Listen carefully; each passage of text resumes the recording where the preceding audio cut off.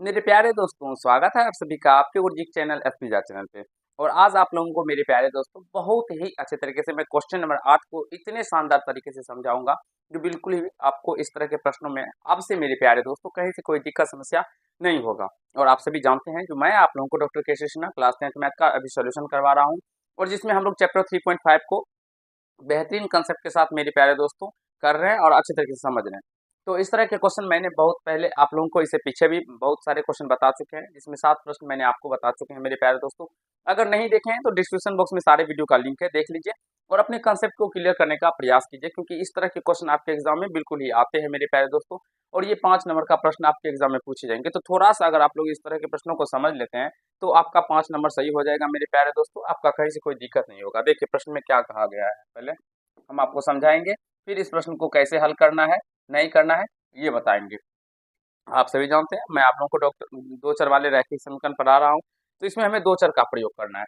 देखिए कहा गया है किसी शहर में टैक्सी भाड़ा प्रतिदिन का निश्चित भाड़ा, यानी कि किसी शहर का जो है मेरे प्यारे दोस्तों टैक्सी टैक्सी भाड़ा जो है वो प्रतिदिन का निश्चित भाड़ा है, ठीक है। प्रतिदिन का नियत भाड़ा है और तथा शेष किलोमीटर में प्रतिदिन तय की गई दूरी के भाड़े पर निर्भर करती है। और शेष जो भाड़ा है मेरे प्यारे दोस्तों वो जितना किलोमीटर आप लोग जाएंगे उतना किलोमीटर दूरी पर वो तय करते हैं, निर्भर करेगा। यदि एक व्यक्ति 110 किलोमीटर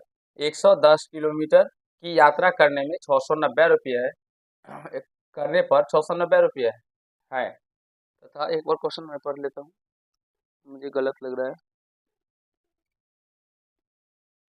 110 किलोमीटर की यात्रा करने पे 690 रुपये है तथा 200 किलोमीटर के लिए 1050 रुपये भाड़ा देता है। यहाँ पे होना चाहिए जो 110 किलोमीटर की यात्रा करने पे 690 रुपये देता है तथा 200 किलोमीटर के लिए 1050 यानी 1050 रुपये भाड़ा देता है। तो प्रतिदिन का नियत भाड़ा तथा प्रति किलोमीटर भाड़ा दर ज्ञात करें। मेरे प्यारे भाइयों इस तरह के प्रश्न पीछे भी बताए जा चुके हैं। सबसे पहले देखिए कैसे बनाना है। मान लेंगे, माना कि प्रतिदिन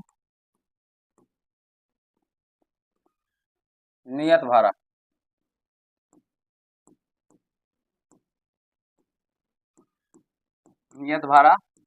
x रुपया तथा प्रति किलोमीटर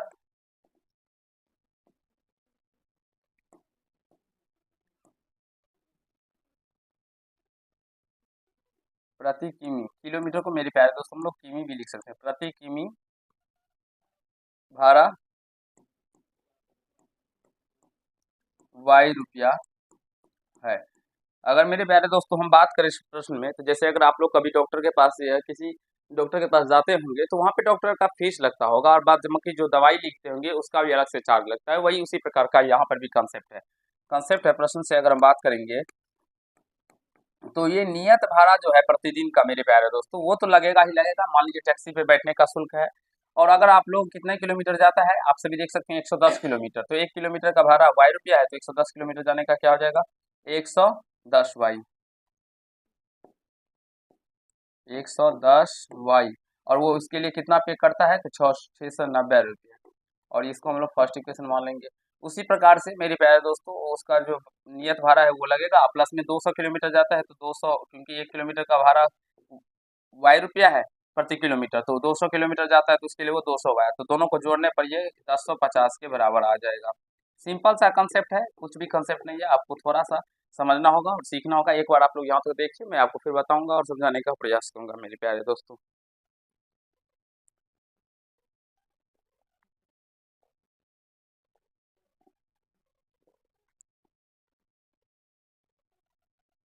चलिए मेरे प्यारे दोस्तों सिंपल सा है, जैसे कि अगर किसी डॉक्टर के पास जाते हैं तो दवाई का भी फीस लगता है और हमें जो डॉक्टर का जो फीस होता है वो भी लगता है, तो दोनों को जोड़ के ही हमें बताया जाता है वहाँ पर भी फीस। तो यहाँ पे 690 रुपया जो है वो उसका नियत प्रतिदिन नियत भाड़ा जो था वो तो लगा ही लगा, साथ में वो उसने 110 किलोमीटर की भी दूरी तय की तो उसके लिए भी मेरे प्यारे दोस्तों उसको लगा, तो दोनों को हम जोड़ के 690 के बराबर कर दिया और इसको भी जोड़ के।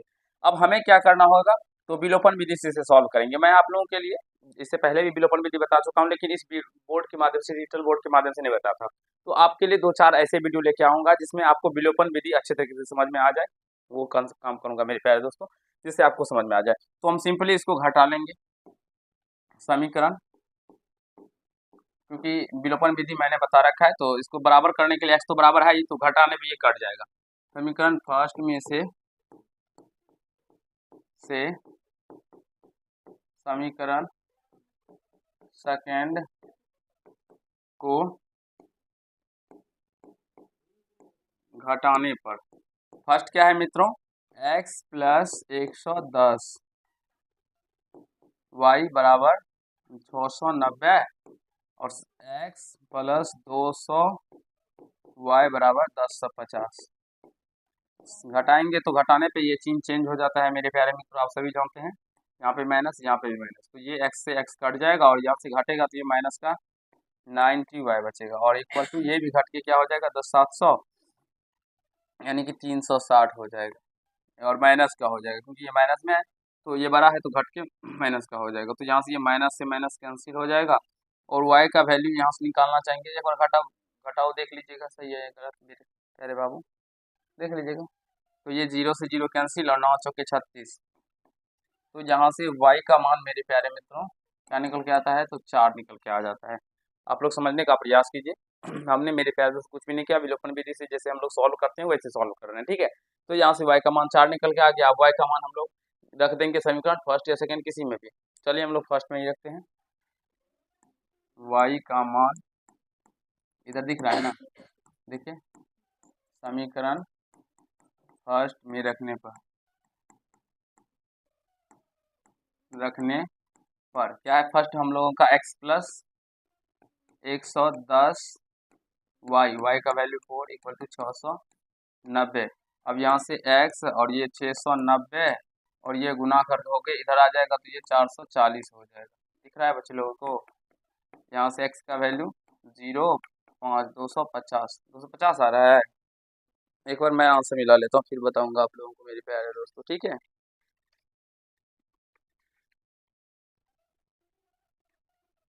क्वेश्चन नंबर 250, ठीक है मेरे प्यारे दोस्तों। यहाँ से x का वैल्यू कितना निकल के आ गया, 250 रुपया। तो आशा करता हूँ आप सभी समझ रहे होंगे। तो यहाँ से देखेंगे अतः प्रतिदिन नियत भाड़ा क्या हो गया, प्रतिदिन नियत भाड़ा मेरे प्यारे मित्रों 250 रुपया तथा प्रति किलोमीटर, प्रति किमी, सॉरी इसको ऐसे नहीं, प्रति किमी यानी प्रति किलोमीटर का भाड़ा क्या होगा, प्रति किलोमीटर भाड़ा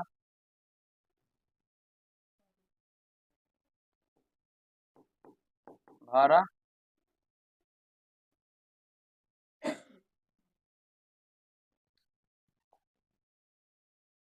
भाड़ा क्या हो गया मेरे प्यारे मित्रों, 4 रुपया।